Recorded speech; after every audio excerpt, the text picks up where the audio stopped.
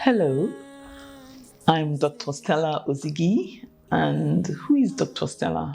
Well, I wear different hats, and in one of my hats, I'm the executive director of Rabeto Schools. So I sit on the board of directors for Rabeto Schools and Abdulaziz Atta Memorial School in Ilorin. I'm also the CEO of Portsbridge Educational Services. That's my baby.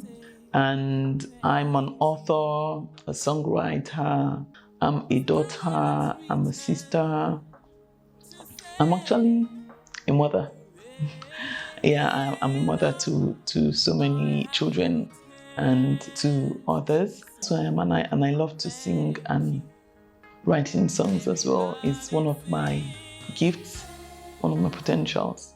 So over the years, I've had different experiences, good, bad, ugly, funny, lovely, and all that. And it's all made me who I am today. It's been happy moments, it's been sad moments, it's been surprising moments, different experiences, and it's all part of my journey. I have my PhD principles, which is a very small but mighty book. That's why I call it. It's small but mighty.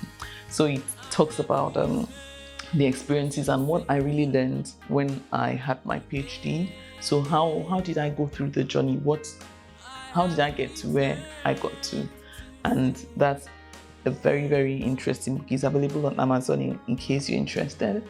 And it talks about the P, the H, and the D, which are principles that would help you in life.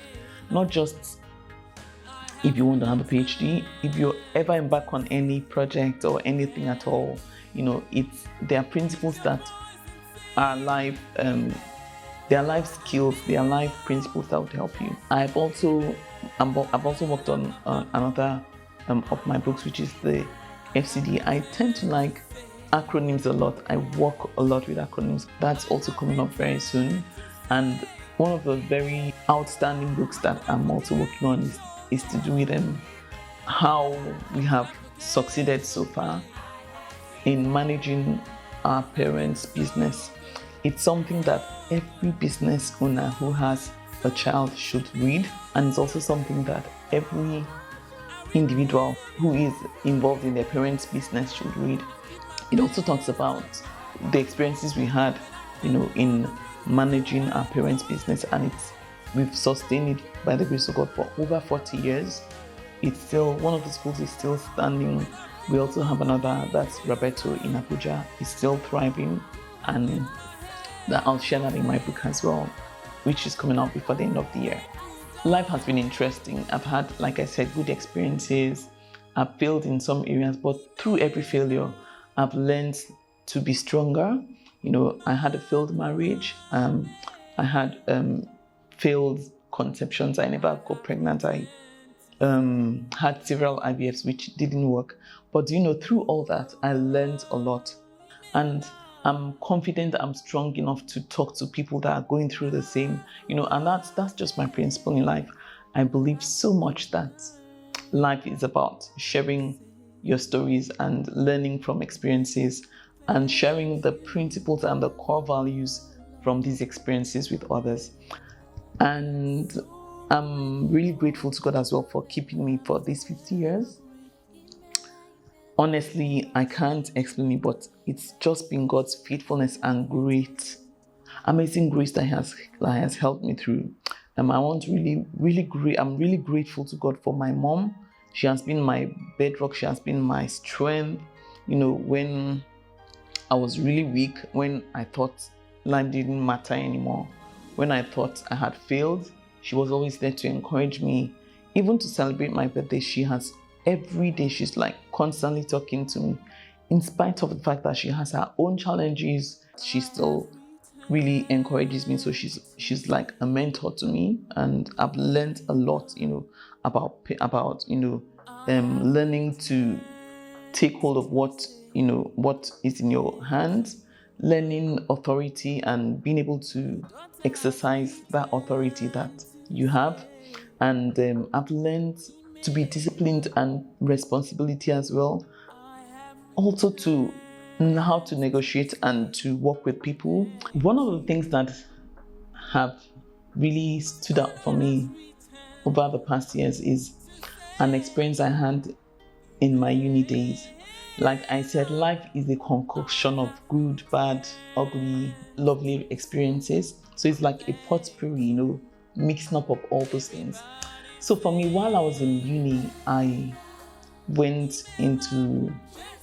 I started studying pharmacy, and for some reason, when I got to my 4th year, I was asked to withdraw, and that was a remarkable, like a shocking moment. It was like, am I dreaming? And I thought that was the end of my life was ended. But God used that period. It was like a turning point for me, and that's one thing I always make reference to.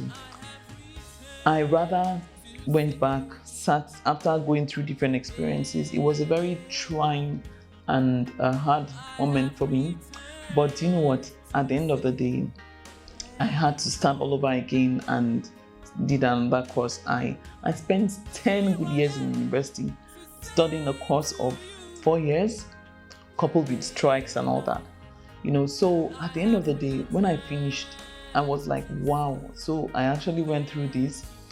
Many of my mates that had similar issues, they dropped out and different things. And but I really want to thank God that He held me through that period. I learned a lot. I also developed resilience. I learned to listen to God, because I needed to ask God a lot of questions, because I didn't understand what was going on. And I didn't believe I needed to just keep quiet and, okay, let God's will be done. So I had to ask questions, and God just showed me that, look, in life, His will for us is to give us an expected end. Now, that doesn't mean the process will be smooth. I remember one of our lecturers that laughed at me when he heard I was withdrawn. He was like, oh, you want to be like your father who's a professor? Just go and do one of those education courses and forget about it, And that spurred something within me. It was like my penile experience, It was like how Penina in the Bible made fun of Hannah, and that drove her to Shiloh, and she brought forth Samuel. So for me, it gave me energy to rather look within me to strive more. And today, I have a PhD. Someone that was withdrawn from university for not doing well, to have not just an ordinary PhD. I have a master's and a PhD in the UK, and from the University of Portsmouth. I mean, that's an amazing experience, and that's a great achievement. Through all these experiences I've had, He's been working behind the scene. Even when it looks like He's not there, I've always known that there's something He's working out for my good. And one scripture that has stood out for me a lot is Romans 8:28, which says that all things are working together for the good of those that love the Lord. And that's what I really hold on to, that no matter what it is in life that I go through, it's all for my good. And so after 50 years, I'm really thanking God for the good, the bad, and the ugly, all that happened. And that is why I want to say Avaporo, which means thank you always. I have returned to say, Imela. I have returned to say, thank you.